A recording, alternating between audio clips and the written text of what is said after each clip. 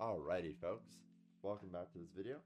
In this video, we're going to be learning how to do stylized portraits. I'll be going through my process and the techniques that I use to stylize the face. So let's get straight into it. Alrighty, before we get into the portrait action, I want to talk a little bit about high quality reference. So it's very important as you're a beginner to have high quality reference, because when you have a low quality reference, even though it might be a super cool reference, it's kind of hard for you to draw because there are certain details or parts of the face, for example, that you don't know are there, whereas an experienced person knows that it's there kind of intuitively. And so you not having that experience, you might not know, and then you have something that's messed up and like, oh, I don't know why this looks wrong. So I just want to reiterate the importance of high quality reference. I'm sure you guys have heard it a lot of times, but it's very important. Alrighty, so I'm going to start off with the very typical circle, as most people do. And if you don't already know this, make sure you're drawing from your elbow, as that makes putting down dynamic gestures a lot easier. So I'm gonna just plot where I think the eyebrow line is. That is also another important thing, is plotting the eyebrow line with this middle line and not the eye line, because I typically kind of see beginners will plot this as the eye line and not the eyebrow line. And so I'm just gonna plot in the face here, and I will check back in a sec.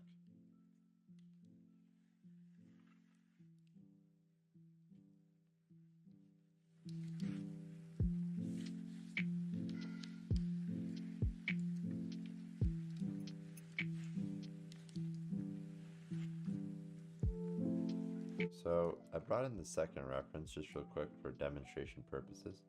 So one thing I always like to think about when I'm drawing the head is, where does the neck insert? So here we can kind of see that the neck inserts behind the ear, and then over here it's kind of also going behind the ear, presumably. So some anatomy of the neck is the throat that connects right under the jaw and creates this kind of V shape. And then the sternocleidomastoids that come from behind the ear that connect onto the temporal bone of the skull. They come around the neck and they connect to the collarbones. And so we can also see that here. It's pretty prominent on this lady because she's quite skinny, I would say. So there's a lot of definition in her neck. So we can always see that, and it's a good indicator when you're drawing the head, because you can kind of know, all right, where to create certain indications on your drawing, and especially important for rendering. So we'll have the neck kind of come behind here, and it's also important for stylization.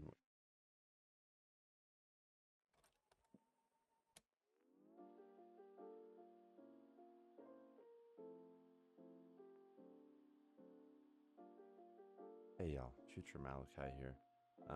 So I just wanted to talk about big, medium, and small shapes while you watch this time lapse. So when you're stylizing anything, you really want to focus on big, medium, and small shapes, because there's a visual hierarchy to stylization, where with a regular person, all the shapes of their face are generally proportional. But when we're stylizing them, we want to have a visual hierarchy, so then things stay proportionate in a way, like they look correct even though they're wrong. So I just want to talk a little bit about that. So keep that in mind when you're stylizing your faces. Alright, now enjoy the rest of this time lapse.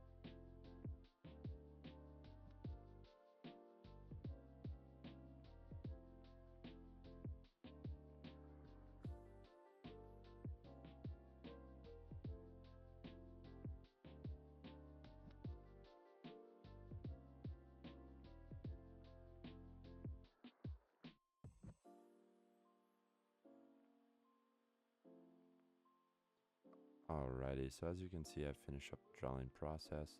Let's get into the painting process. But before we do that, I would like to mention the three references I've pulled up. The one of Viper and Reyna from Valorant, and then the Asaro head.